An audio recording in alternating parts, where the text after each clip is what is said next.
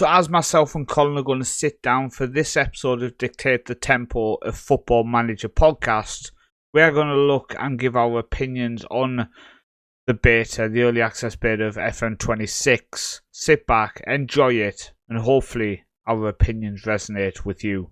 So welcome into the podcast, Colin. Thank you for joining me, or you can thank me for joining you. We are a team in this, and we are here to discuss FM26 early access beta, which has been out for a week now, is it, Colin? I think it's a week.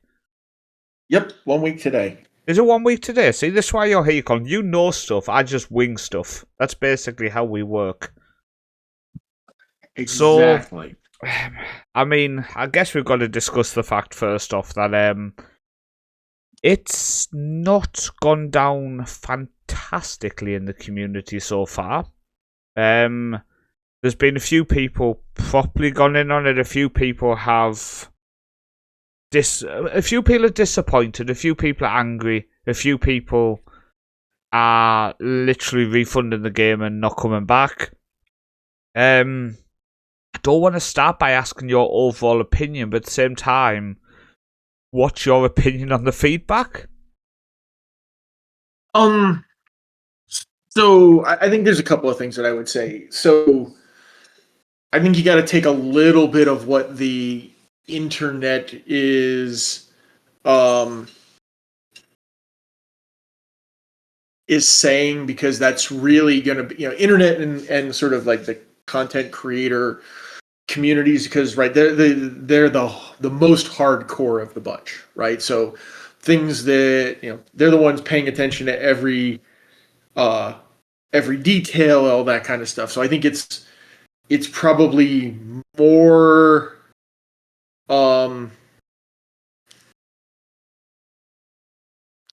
I would say harsh than your average person is going to be in it, but I think most of it's pretty fair. I don't think that at this stage of the game there's no need to sort of dogpile on the UI side of things, but I think it's not the product we expected. I would say is probably a fair descriptor, and I think that's highlighted pretty loudly across the space that's out there. Yeah, I think when you say that it's not the product that we expected, no, it's difficult. I've just finished my first full season playing in the game. I've recorded my Let's Play series up to Sunday, and it's baffling, I guess is the word I would use, to be honest with you, Colin. If someone said to me, well, one of my friends actually, he's playing FM24 still. He's not online. Sometimes I force him to watch one of my videos to get the views up. But apart from that, he doesn't interact in the community. He's just a solo player sitting in his house in England playing, basically. And he has seen a little bit of my content and basically said, I think I'll just stick with FM24. And it's baffling, Colin. Like you said, we don't want to jump on the UI because I think the UI itself, the new user interface, has a lot of potential. I think me and you both pointed out as Zealand this week made a very good point where he said the ceiling on FM24 had been reached, where we are just starting on this new UI, where there's a lot of potential in it. But I think, and we've got to put this out there straight away, Colin, me and you both understand that bugs are bugs and bugs can be fixed. So when you click on something that doesn't load up, for example, you understand, okay, it's a bug, they'll fix it, hopefully. Big strong words on the hopefully. But it's the design, Colin. It's the removal. It looks to me at times like it's been built by somebody who doesn't understand football, if that makes sense. It's very strange. Now, I know one of the points you wanted to make is about it being immersive, and obviously FM24 was I guess we can say the most immersive Football Manager ever. Yeah, I mean, I think FM24 legitimately was the most polished final version of the whole deal. This it has moments, right? Like the match day experience is much better. It looks better than FM. I think in a relative sense, it's a visual move forward significantly. In an absolute sense, it still doesn't hold a candle to what I would expect a 2025, I don't know, I wouldn't call SI a AAA rate, studio, but it's not a indie studio. I mean, it's established. double A, I guess. Yeah, it's established. So I mean, in an absolute sense, it doesn't look like a 2025 game. Like I'll say, the one that drives me up a wall is the fact that the ball has no shadow. It just looks like it's there, floating around. Which once I noticed it, like just drives me up a wall. On that front, but I would say like there's certainly a lot more upside here. There's a lot more ability, a lot more potential. It's just at the moment, it's hard to get lost and just play hours and hours into it because the little stuff that at least for me, right? Like, if I'm in and I'm trying to, like I was super interested in the tactical system, right? I wasn't gonna get it. I got it. I was really, really interested in the change on the tactical side. Now that I'm working with it, like the entire data hub is missing the ability to basically see changes that I'm making. I mean, one, all the pictures in the graphs are like borderline impossible to read, and they got rid of being able to look at the last couple of matches. So I can't even like make a change, play 5 matches, see what it did, compare it to what it was going on, right? I can't even see any of that stuff. So at this point, like, I can only give you, like, you can only watch so many matches and take a guess as to what's going on and try and figure it out. And like, to me, it breaks that immersion, right? It breaks that like depth of dive where you're sitting there saying, okay, hey, one more. Oh, I made a tweak. We had a great. Oh, let me get one more. Like I sit down and I play 2 or 3 matches, and then like enough of the unreadability, or like I can't find what I'm looking for, or it's a pain to get into something, or I'm trying to do a thing, and then I'm like, you know what, this is just annoying. And I just close out and go do something else. Versus like FM24, like,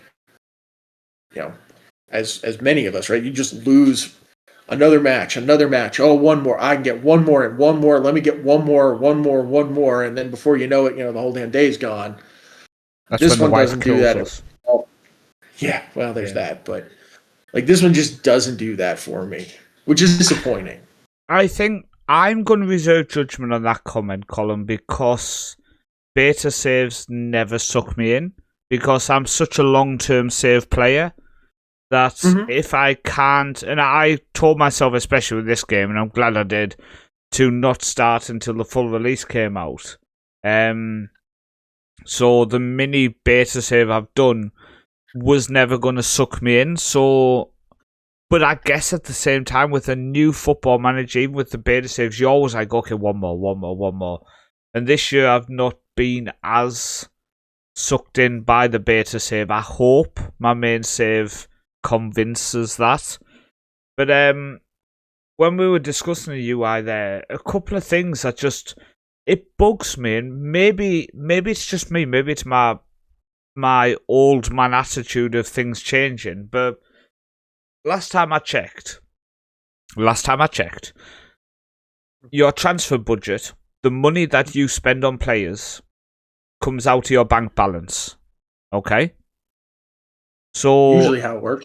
That would then mean that your transfer budget should be on the finance screen.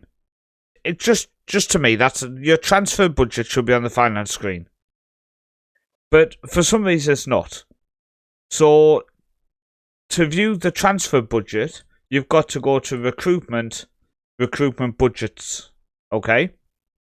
Then you have your transfer budget, your wage budget, and your scouting budget. Now, okay, keep them separate. But they're not separate, because the wage budget is also viewable on finance screen. It's on both. So the wage budget was on both, but the transfer budget was only on one. And I don't understand why that wages panel, for example, couldn't be just made into a recruitment budget panel with all three of them on. They have an obsession with these panels, so that wages panel within finances could be a recruitment budgets, and then it has all three just simply, but then you click on it to open up that recruitment budget panel. Like, it sounds in my head so simple, so I don't understand why they've not done it. I can't. But I genuinely understand, and I mean, I guess it fits in a little bit here, right? This is the arrogance of, we know our game and we know it better. Is why would you not go to FM24 or, let's say they started it earlier, 23 or whatever, pick whatever version you want, right? Go look at the most popular downloaded skin. Yeah. And understand why it's so popular. Yeah. And just mirror that. 100%. 100%. Like, well, I mean, you don't even need to sit down and go and design anything. Just go, like, everybody, your community did all the hard work for you. Just use it. It's baffling. Like, a lot of people have said that as well. For example, when you are on the portal, when you are on the club screen, for example, on the overview, on any of these screens, I don't understand why it doesn't say at the top of the screen what league you're in and your current position. That was always a quick route into that league table, for example. You would always just see it would have at the top Hearts of Mythlodium, for example, on my save through beta. Then underneath it would say like second Scottish Premierships. Then you click on it, takes you to the league table. And discussing league tables, you go into match day and you go to competitions. If there was ever a screen which was completely ruined, it's the competition screen. Now, on the old Football Manager, you would have on the competition screen, you would have the competitions you're playing in. You would have the league table under the Premiership, for example, for me. You would have the Scottish Cup, you would have who you're playing or who you got knocked out by. And then the next competition, the Premier Sports Cup, you would have the same. Now, it's just a block of text with half the screen empty. It baffles me, Colin. It absolutely baffles me that we have waited. It blows my mind what FM25 must have been like. But that we've waited 2 years for a game which has so much dead space in the game. And it's, I think we could go through 99% of the panels and pick issues with it. And that's ridiculous. That's absolutely ridiculous. No, I don't disagree. Like, the thing that irked me right out of the gate was my main, I got two monitors on my desk where I play. And my main monitor is 29-inch widescreen. Yeah. And I've got so much dead space, and I can't resize anything. I'm stuck with this thing squished in the middle.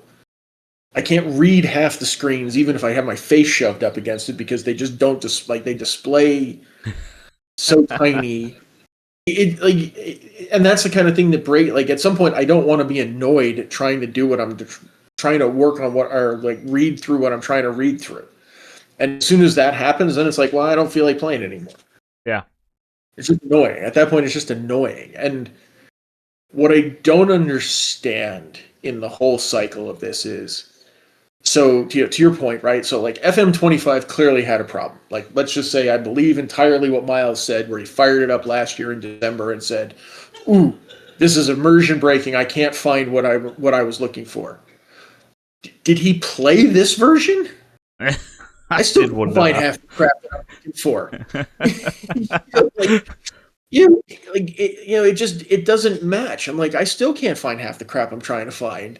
And then what you get is hard to read. It's counterintuitive. It takes a lot of clicks to get into places. Like, it's just objectively bad. Now, okay, fine. I can buy that there's a lot of ability to do more, but the core design is bad, which means you got to go revamp the core logic and the flow and the thought behind it. Like, the actual individual execution and the bugs, like that's annoying. But to your point, like that's a fixable problem in time. Yeah. Design is a core problem, right? This is the underlying thought mechanism and approach underneath it is just fundamentally annoying to players.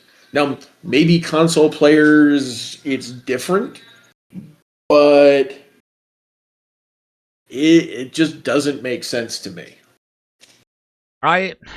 Someone also said to me that the reason transfer budgets, I don't want to keep going back to it, but you know I love my finances, and now it's being put on a pop-up, it drives me mad. It doesn't even get full screen anymore. But somebody said to me, oh, but you know, it's in recruitment now and it's just where it is. But transfer history is in clubs and recruitment. So why does that tab have two places on the menu? It's on the recruitment drop-down menu and the club drop-down menu at the bottom. To the exact same screen. So, and also, according to the drop-down menu, it's a pop-out. It says it's a pop-up. But it's not, it's a full screen. So work that jazz out. I thought that little symbol means that it's a pop-up. It should be, yes. Yeah, but it's not, is it? It's a full screen. Is it a full screen on yours as well?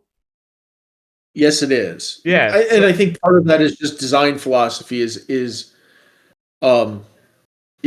inconsistent. Like, I think at some point somebody said, hey, this should be a pop-out. We code it as a pop-out. And somebody said, oh, it's a regular screen. And then one of them's wrong. And to a certain extent, like, I don't care which one it is. The fact that one of them's wrong is like, it's just annoying. It's inconsistent. Yeah. Can I also take a special moment to discuss youth intake? Have you had a youth intake yet? I haven't gotten that far. I'm not even out of the month of September. Save yet. You will be the most disappointed man in the world. You have a whole screen, Colin. You have a whole screen. The players, I had 5 players who came through who were worth talking about. So it only shows them now. Now you've got to go in to actually view the rest. So it only showed 5 players on the screen. Them players' text was so small you could hardly see it. It must have took up about 1/20th of my screen with the players' names. Then next to it it said good, top, good, excellent, good. So it wasn't even in order of quality either. Each name was almost overlapping each other. The game is due to be released on November the 4th, full release. I'm concerned that we are going to hit March update when they normally bring out for example, the latest league transfers for Norway and stuff, all them kind of changes. All the January transfer window in Europe, etc. I'm concerned that when this comes out, Colin, we are still going to be getting almost weekly data fixes. That's what I feel like is going to be happening. We're going to be getting bug fixes in March. So here's what I think is legitimately going to happen. I think they're gonna keep patching until Tuesday? Yeah, Tuesday's the 4th, right? Yeah. Yeah, Tuesday. I think after Tuesday they're gonna say the game's released. And then you're not gonna get anything until that March update, which I suspect is the update where international management and all that stuff is gonna come in. Yeah. And then you're not gonna get anything else. And in all honesty, I think for this iteration of the game, you're going to be playing basically a 70% game for the entire cycle. I think it's just basically going to be a glorified beta. The entire game is basically a glorified beta.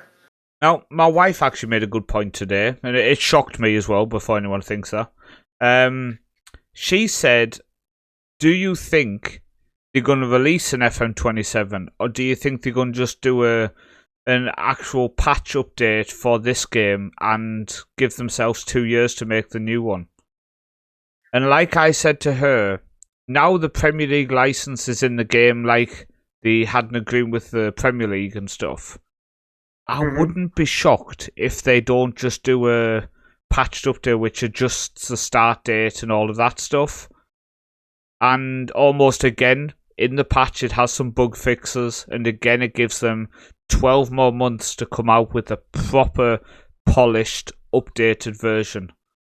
And it's the first time I've ever thought to myself, I could see it happening with a patch, but I could actually see it happening with a patch. But now, the only thing stopping me thinking that could happen is, could they afford the financial hit on that, Colin? Because I assume they couldn't charge full price for that. I think that, yeah. So I think the problem is money. And what's going to be interesting right now is, like, the game's clearly not baked. And the community thread, so anybody who's looking at it from a casual perspective, who's going to, just throw into Google or, your search engine of choice and say, Football Manager 26 is going to get bombarded with the game's junk, the game's junk, the game's junk, it's bad, it's crap, it's junk, right? I mean, just search Google, right? All you get is, the Reddit threads and all that says, hey, this is really bad, really bad, really bad. And if you read, you can go down that rabbit hole if you want. And then, I saw PC Gamer, I think it was PC Gamer's review came out today, and they said 75%.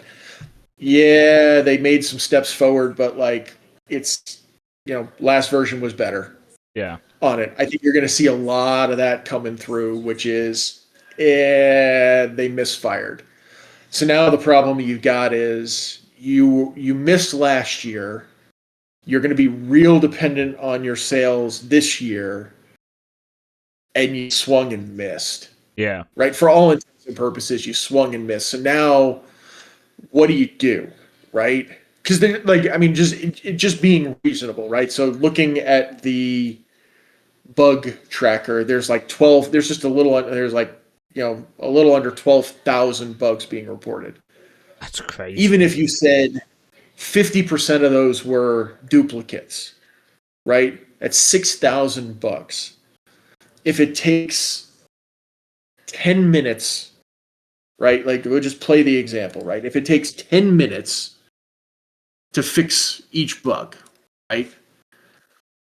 So that's 60,000 minutes. That's 2,500 days. Or I'm sorry, 60,000 minutes divided by 3,600, or 60 minutes in an hour. Sorry, there's 1,000 hours. In case anyone's wondering, I won't be helping Colin do math. Sorry, my brain's tired. You did quicker than I would have done it. So it's 1,000 hours of bugs, right? Now, how many people you figure, from a development studio size, right? That if you took everybody, right, you're still talking about what? 20, 25 developers, something like that. I mean, it's not like there's thousands of developers at SI, but because everybody can't fix everything, right? Because not everybody's in everything, but so if you said there's 25 people that can do it, right? That's 40 full hours of debug, right, in there, which is a week. But that assumes everything's easy to find, everything's clearly reported, and that my duplication rate's at half. Most of these are gonna, you're gonna get into complexities because we're obviously seeing they didn't wave a magic wand in a week and fix everything, right? Some of it's inherent design choice and all that. So now, and for the most part, I think the average person hasn't put the hundreds of hours and thousands of hours that we're used to in so far, right? You got a lot of people who played an hour and a half. So you have a lot of what's being reported, I would argue, is more surface level stuff. Yeah. It's not hard stuff to fix. So I think we haven't seen the full wave. And some of it's impossible. I was watching Bust the Net the other day. He was having the same problem I was having, which was I want to be able to figure out if my tactic's actually doing what it's supposed to be doing, but I can't actually tell. I can't figure out, from, the data hub stuff, the graphs, I can't figure out if I make a change what it does. I can't really tell what's happening. can't really see it very, like, you can see some of it on the screen, in the match engine and how it's displaying, but it's still really hard to tell. Screens are, like, visualization angles are a little weird.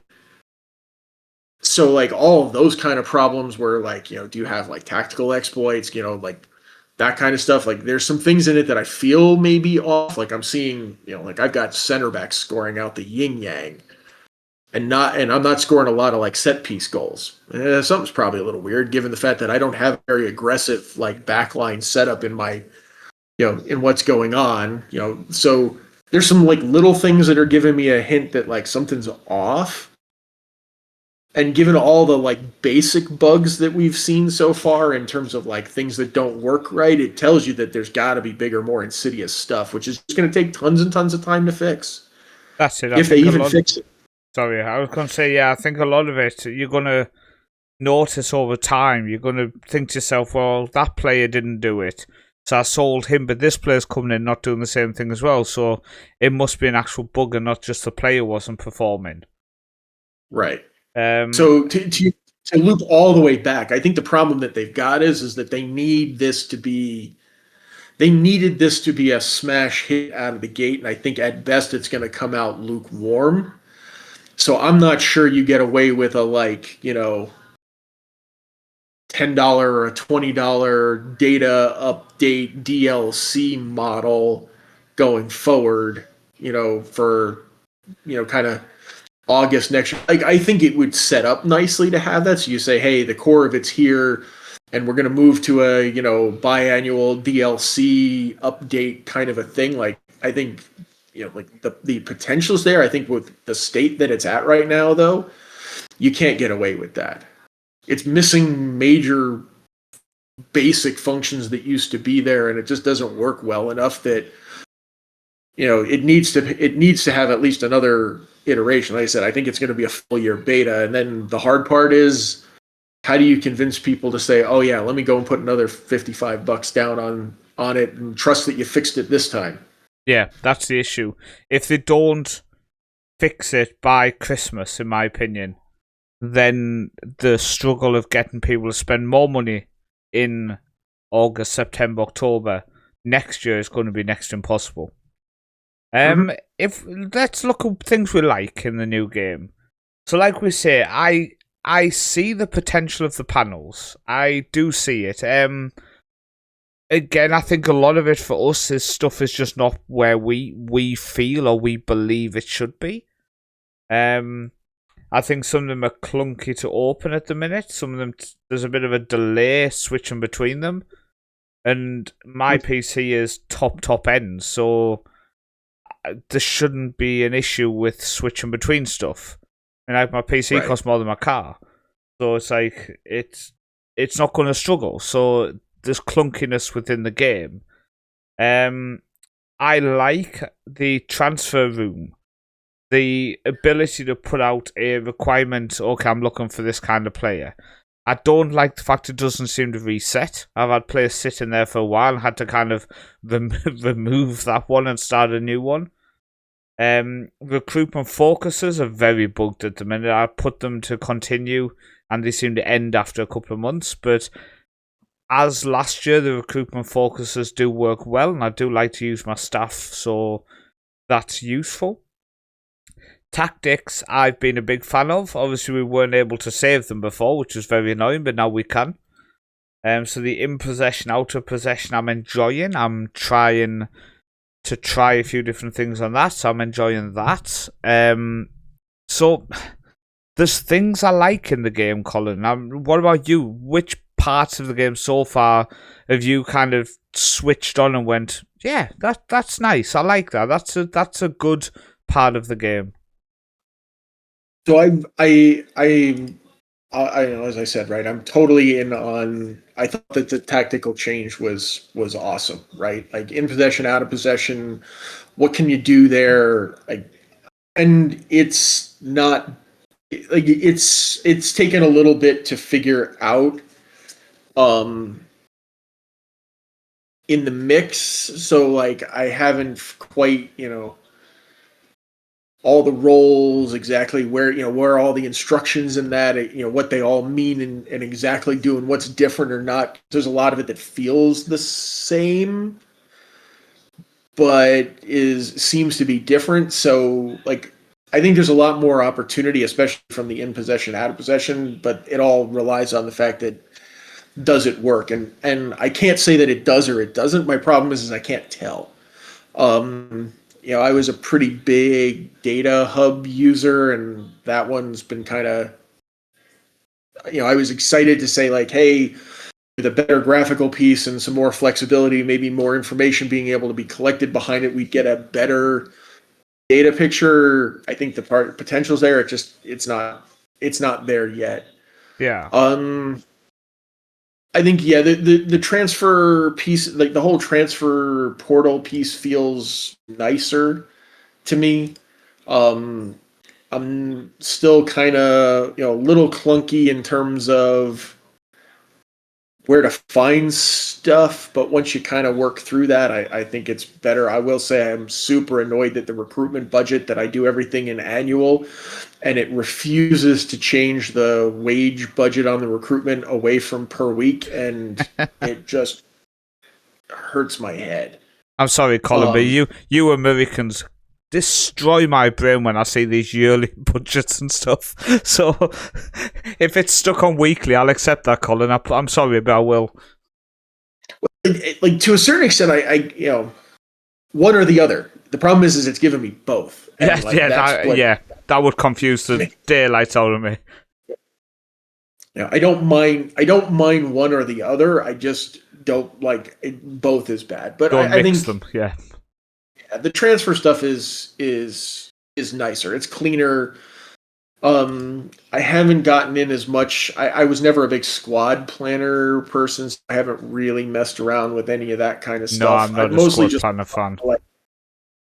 Play, like, as I said, like visually, it's a huge step forward from FM24 visually. There's, movements that players are doing are more interesting. The players feel more aware. Like, I've seen more, cross pitch passes. Like there's more, like it's clear that there's more going on, and players are smarter. It's them shoulder dips, which I like to see, Colin. There's a lot of there's a lot of them dips of the shoulders, which I'm really enjoying seeing. Mm-hmm. So I think like the actual playing of the match, I'm like is interesting. I'm enjoying it. I don't know if it's better than FM24 or even like FM24 with some of the community mods that were out. I haven't done a side by side there, but like I enjoy the direction that's set there. My problem is it's the package that's sitting in just annoys me to no end. Yeah. You mentioned about the roles in the tactics, and there's a lot of new roles, and you feel like a lot of them will be just the same, but just different names, for example.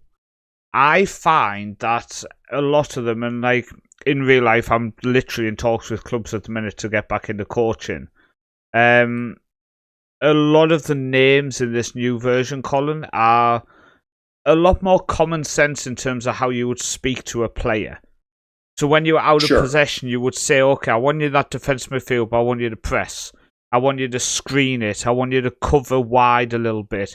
A wide covering defensive midfielder for me. He pushes out and helps screen with the fullback.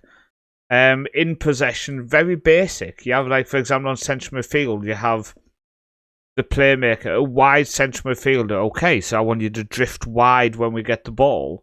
A central midfielder, a channel midfielder. Just run the channels, get up and down. Box to box, basically, is what we would call it back in the day, I would guess. Right. When it says run the channels, you're just kind of getting in them empty spaces, the open spaces. But for me, if you are a midfielder who's running box to box, you want him to do that anyway. and when you're in possession, you want him to find them gaps. You want him in the gap between full back and centre back, in between midfield, centre and left wing, for example. In the channel anyway. So I like the names. I think the names are more basic and more easy to understand for an experienced and a new player. And when you put in names like Mazzala, Trequartista, we know what they are, but does everybody know what they are? Does everybody know what a Mazzala does? But would you know what a wide central midfielder does? Well, it's kind of in the name, isn't it? He's a central midfielder. He goes a bit wide. Like, I feel like the names are an improvement, in my opinion. Yeah, I think from my end, it's just more adapting to it, because to your point, like, Exactly. we spent years with the other names. So, like, I knew exactly what my ball-winning midfielder was. Okay, Yeah. like, yes, it's more of like, okay, yeah, they're really screening.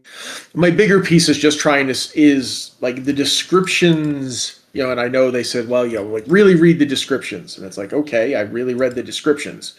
Yeah, like, the screening midfielder, right? He just holds position. He's cautious. He tries not to be drawn out. Like, okay, like, that's great, but like, what exactly is it doing, and how does it work?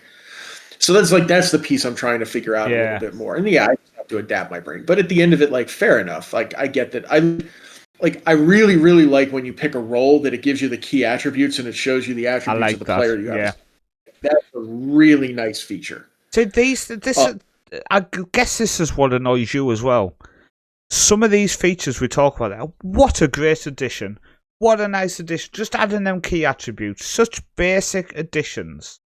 Then they take away a heat map, or they take away a pass, the map which shows where your passes have been throughout the half and stuff. They have so much potential, Colin. They have so much potential, and I feel like they've gone through Football Manager 24 and said, right, what do the detail players like? Oh, they like this, they like this, they like this. Okay, well, the newer players aren't going to really use that, so let's just remove it. Like, why would they do that? Why would they do that? Yeah, and some of it, like, it just, you know, like the tactical piece of it, you know, where when you're on the instructions and like clicking around and seeing how your formation like bundles up, like, yeah, like, you know, the heat map was so much more useful to me here than like clicking on the back third, and it just doesn't, it feels like it's trying to force me into things as opposed to just saying like, hey, here's what's going on out there, and letting me do it. It feels like it's trying to force me into decisions I don't want to make. Yeah.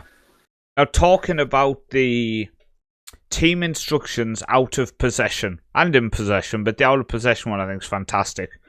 It's a fantastic way to understand how your team is going to be setting up in different areas of the pitch. And I have to say, the fact you can click in the top right corner of the pitch, for example, and it'll show you where every player on the pitch would be in that situation. You click left, you click central, you click central midfield. It shows, okay, they drop back, they get a bit more tighter. I think it's a fantastic addition. And again, it shows some of the features implemented, Colin, are fantastic. Absolutely fantastic. Just bring back some of the other ones. Please, just bring them back. Exactly.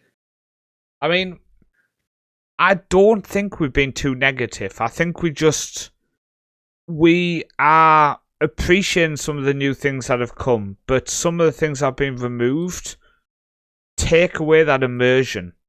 Take away I mean, I like them, but a lot of people hated shouts. Now, when you are playing the game, you are basically sitting. Greyhead Gaming said it best in one of his videos the other day. He basically clicks start the match, then puts his hands in his pockets till half time. There's nothing else to do. There's nothing. You might as well go make a cup of tea. Go make a cup of tea, cup of coffee. Come back at half time. There's nothing to do.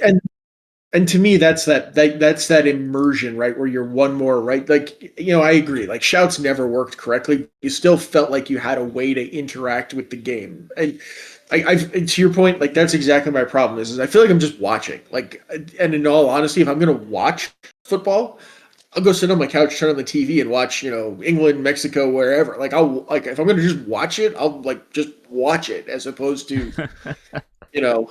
Yeah, it's right. It's right.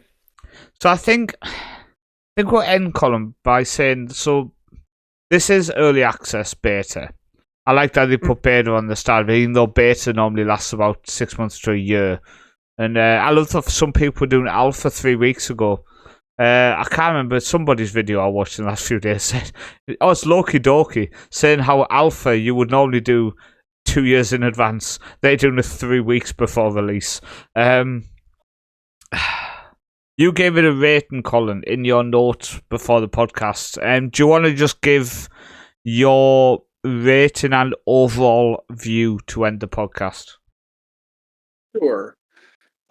So I'd say the hype coming into the open access and kind of a little bit of what I saw from the alpha streams, I would have said 6 out of 10, right? Like, yeah, it was buggy, but at least the, what was pushed out there had promise. I think where I'm at right now, I would call it like 3 out of 10. There's definitely some neat stuff in here, but it's real raw. And it needs more polish to feel like the same immersive game. Like, I think it's your point, like the gray-haired gaming comment was the best. Like, I just feel like I'm pushing buttons. I'm a passenger on it, and that's, I'll go back to FM24 if that's what the game is going to be. So that's kind of where I'm at. I think that's sad, isn't it? I think that's sad that the fact that people would even consider going back to FM24, in my opinion, is a scathing report. I think threatening a refund on a game is less abusive than telling a game developer you'll just go back to the old version. Because going back to the old version is like saying, oh, something you created years ago is actually better than the one you've done now with more up-to-date technology, more years of development, a new engine, and the old version's better. It's concerning, it's worrying, and I definitely would like to hear what other people's opinions are on it. I've watched as much as I can from the community of people I like in the community to see what their opinions are.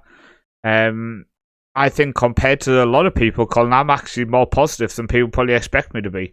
I think I'm like Loki. I go into a lot of detail on aspects of the game, but some aspects of the game I don't touch. Like training, I don't touch. What's the point? I've seen how it looks on FN26, by the way, and I'm glad I don't touch it.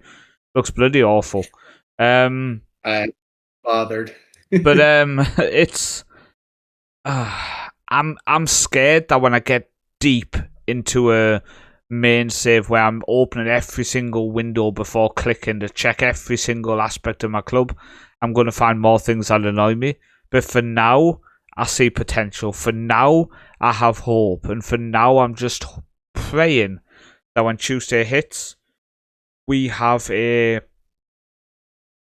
game which works. Like I see, by the way, on today's update, when you go to your tactics screen now and you are selecting your players, you can now see what position they play in, where for some reason on the old version you couldn't do that. Which is, saying this now, very annoying. Oh, I've just crashed the game, doesn't matter. The game just crashed on me. I've jinxed you. We'll end the podcast there, Colin, with the game dying on me. Dear me. Well, thank you for joining me this evening, Colin. Very much appreciated, as always. Always. And yeah, we'll catch us in 2 weeks, and I guess we'll find out. Is Colin playing FM26, or is he back playing FM24?